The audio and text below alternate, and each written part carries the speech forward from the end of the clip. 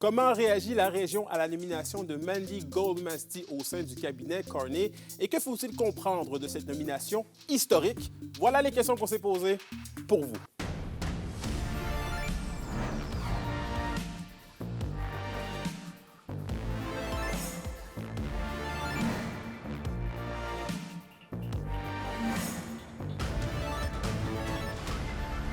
Ici Anthony Dallaire et voici vos informations. C'est ce matin qu'a eu lieu le dévoilement du très attendu nouveau cabinet des ministres du gouvernement de Mark Carney. Ce qui retient l'attention en région, c'est évidemment la nomination de la députée d'Abitibi-Baie-James-Nunavik-Ehud, Mme Goldmasty, comme ministre des Services aux Autochtones. Une première historique pour une ou un député de la région. Alors, William, comment cette nomination est perçue dans la région? C'est bien perçu? C'est très bien perçu, Anthony, même notamment par le chef de la communauté de Lac-Simon, Lucien Wabanonic. Madame Goldmasty, elle sera en charge d'un des deux ministères liés aux affaires autochtones. Le rôle de son ministère est principalement de fournir des services aux Premières Nations, Inuits et Métis du pays. Il faut le mentionner, c'est la première fois qu'une Autochtone obtient les rênes de ce ministère. Goldmasty a été auparavant grande chef du Grand Conseil des Cris pendant près de 4 ans. On m'a décrit un intérêt plus marqué dans plusieurs communautés lors des dernières élections, en raison notamment de sa candidature. On espérait donc ardemment que Mme Goldmasty ait une place d'importance à la table du Conseil des ministres.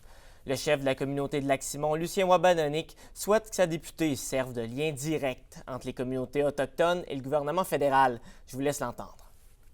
Peu importe la nationalité de la personne autochtone, nous, ça nous rend fiers. Ça démontre qu'il y a des compétences et des connaissances chez les Premières Nations à tous les niveaux, tant politiques, juridiques ou autres, maintenant reconnus, et qui peut être très utile pour la société en général, parce que, on l'a déjà dit, nous sommes les gardiens des territoires, des ressources. Et William, comment la communauté des affaires de Val-d'Or accueille la nomination? Eux aussi, je dirais qu'ils l'accueillent très bien. Ils voient ça d'un bon œil, notamment la Chambre de commerce de Val-d'Or qui croit que d'avoir une ministre au cabinet du gouvernement Carney permettra de faire avancer les grands dossiers de la région. On m'a parlé notamment d'enjeux comme le logement et l'immigration qui n'ont pas reçu les appuis nécessaires au niveau fédéral lors des dernières années d'après eux. La Chambre de commerce ne croit pas que la ministre manquera de temps pour s'occuper des enjeux régionaux. Je vous laisse entendre le deuxième vice-président de la Chambre de commerce de Val-d'Or. Pour nous, c'est une opportunité qu'elle va pouvoir faire de Val-d'Or son lieu de prédilection pour ensuite continuer de bien desservir les besoins de son territoire. Donc, c'est plutôt l'inverse qu'on s'attend, c'est qu'avec les mains comme ça sur le volant là, des décisions, elle va pouvoir enfin mettre en place toutes les stratégies qu'elle a pour venir nous appuyer.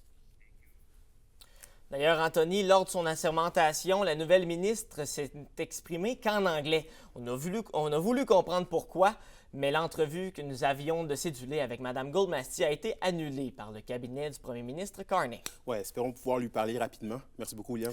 Au plaisir. Comme je viens de le mentionner, la présence de Mandy Goldmasty au sein d'un cabinet ministériel fédéral est une première pour un ou une députée de la région. Que faut-il comprendre de cette nomination historique? J'ai posé mes questions à Yann Marcotte, professeur de sciences politiques au Cégep de l'Abitibi-Témiscamingue. Donc, Mandy Goldmasty hérite du ministère des Services aux Autochtones. C'est quoi votre lecture de cette nomination-là? Est-ce que c'est quelque chose de naturel ou il faut s'en surprendre? On peut être surpris de la nomination dans le sens que nommer une personne des Premières Nations à un ministère qui, on pourrait dire historiquement, disons, a opprimé les Premières Nations. Donc, ça peut être surprenant d'accepter ce type de nomination, une Autochtone qui s'occupe des Autochtones. Mais compte tenu de l'expérience de Mme Goldmasty en termes de Premières Nations, en tant qu'ancienne grande chef, donc, elle sait quels sont les problèmes. Quels sont les problèmes, quelles seraient les solutions pour les services aux Autochtones, quelles sont les choses qui clochent et tout. Donc, c'est certain qu'en termes de connaissances, compétences, c'est une bonne personne. Elle a ce qu'il faut pour savoir c'est quoi le problème, qu'est-ce qui cloche avec les services aux Autochtones. Et on sait que M. Carney s'est donné comme objectif d'essayer de régler le plus de choses possibles pour les Premières Nations. Et aussi pour le Québec, parce que le Québec a donné beaucoup de députés libéraux. Alors, le fait d'avoir justement plusieurs ministres libéraux au Québec et notamment la députée d'Abitibi, James Nunavik-Ayoub, fait en sorte que ça envoie un signal que, de récompenser aussi, si on peut dire, les gens de la circonscription d'avoir voté du bon bord. Mais justement, cette proximité-là, justement, avec les Premières Nations, comme elle est issue elle-même des Premières Nations, pourrait avoir une incidence, qu'elle soit positive ou négative. En fait, ça pourrait jouer un peu, là. Oui, aussi. Oui, tout à fait. Vous avez tout à fait raison. Donc, de dire, tu représentes qui? Je veux dire, est-ce que tu représentes le gouvernement fédéral, le gouvernement colonial, pour certains Autochtones qui l'appellent? Donc, d'être la voix du gouvernement, en fait, d'être la voix du gouvernement auprès des Premières Nations, donc de devenir un membre du gouvernement. Donc, ça pourrait être vu de manière négative, comme de manière positive, de dire, il y a une personne des nôtres aussi qui connaît ça. Donc, le fait qu'on n'a pas nécessairement à tout le temps,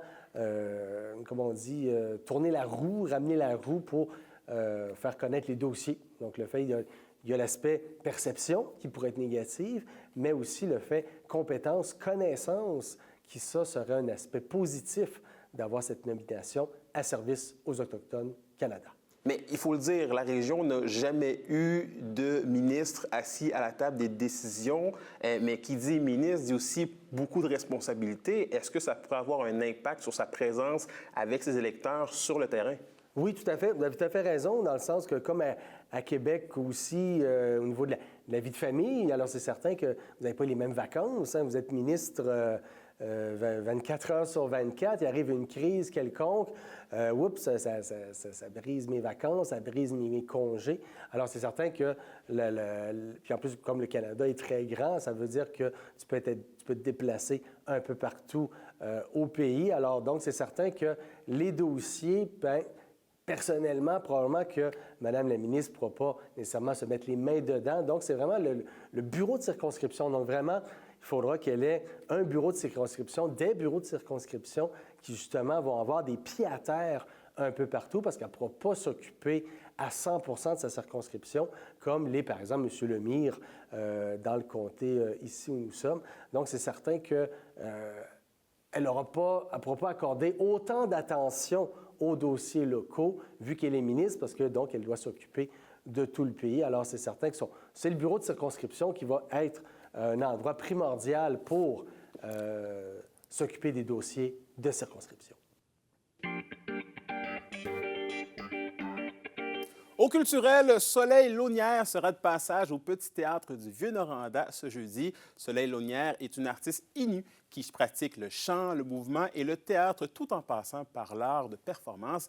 À l'automne 2023, Soleil Launière dévoile son premier album Tôt-Eux, explorant les thèmes du territoire, de la féminité, d'identité de genre et de matriarcat. Ces chansons mêlent le français, l'anglais, l'innu et mu, et une langue inventée par Soleil dans un processus de réappropriation d'identité culturelle et de langage. Au sport, même si la saison de hockey est terminée pour les joueurs de la LHJMQ de la région, certains d'entre eux ont été félicités par la Ligue pour leur performance remarquable sur la glace. Les défenseurs Ty Higgins et Alex Carr des Huskies de Rouyn-Noranda ainsi qu'Antonin Véro ont fait leur place sur la deuxième équipe d'Étoiles et le défenseur Benjamin Cossette-Ayotte des Foreurs de Val-d'Or et Lars Steiner de la Meute de leur côté font partie de l'équipe d'Étoiles des recrues. À la météo de l'Abitibi-Témiscamingue pour ce soir et cette nuit, c'est quelques nuages avec des minimums de 14 degrés Celsius. Pour la journée de demain, c'est du soleil en avant-midi avec des nuages et des risques de pluie par endroits. Maximum de 27 degrés pour l'Abitibi et de 25 degrés Celsius pour le Témiscamingue. Finalement, en aperçu pour Jésus, c'est encore et toujours du beau soleil avec des maximums de 27 degrés pour l'Abitibi et de 25 degrés Celsius pour le Témiscamingue. Et voilà, c'était vos informations régionales. Merci encore une fois d'avoir été des nôtres. Nous, on dit bien évidemment à demain pour la suite des choses. D'ici là, prenez soin de vous.